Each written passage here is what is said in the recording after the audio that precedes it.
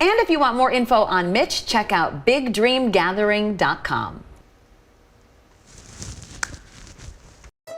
My team and I are back at it. We're gonna get down there. Hosting big dream gatherings around the country and meeting people, going after their dreams, big and small.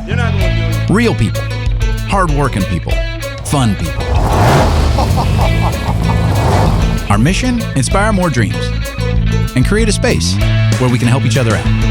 And we're not gonna stop until we hit 1 million dreams. I'm Mitch Matthews. Yeah, you know when it just like sets in. And these are the stories of the Big Dream Gathering.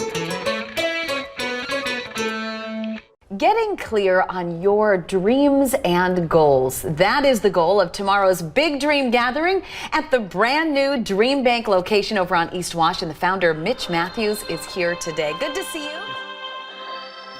We talk a lot about pursuing dreams. But what do you do when you have two dreams that seem almost impossible to do at the same time? When both dreams are important, when both dreams matter, how do you decide how to move forward? For TV anchor Leigh Mills, one dream has always been clear.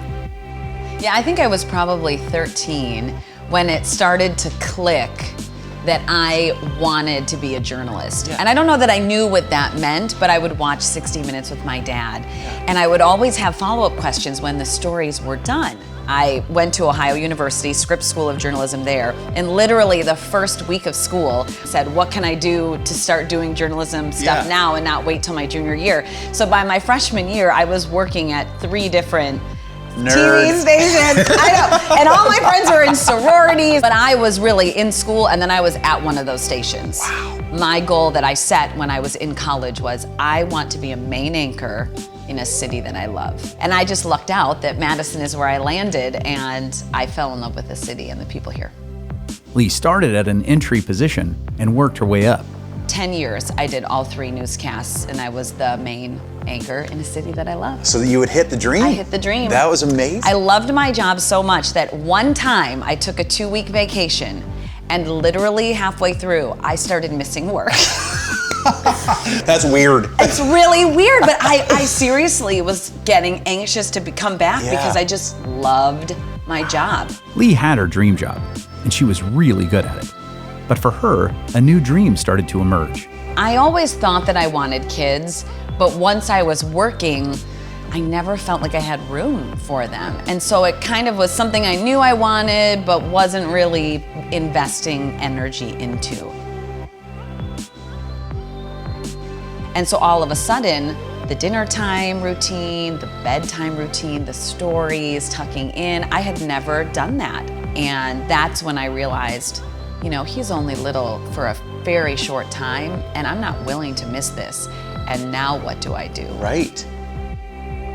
It was hard for me because I love my career, and I didn't want to lose it. But then I would look at their little faces and think, but I love them. I mean, I love work, but I love them more. I think so often we put ourselves in these boxes, or we think that our bosses aren't going to understand, or that there's someone else who can take your position. And there's probably some truth to that, but every person has value. And so give yourself the value that you deserve. But I was very scared. I mean, I was nervous to make this ask because I felt like it could very easily go against me, and I would have to accept that. She and her husband sat down and did a pros and cons list. How would we make that work? All of those things, what could we do? Is this a dream I should pursue? How could we maybe do both? Is it an either or could it be a both and? Before I did the 5, 6, and 10, and I worked 2 to 11. So now I'm doing the 4 and the 6, and I work 1:30 to 6:30, and then I get to go home and do the bedtime routine and be with my family at night and in the morning. So I kind of have this best of both worlds. Spending time with Leigh helped to reinforce the power of not putting yourself in a box and opening yourself up to the possibilities. I was excited to take that message to the DreamBank in downtown Madison.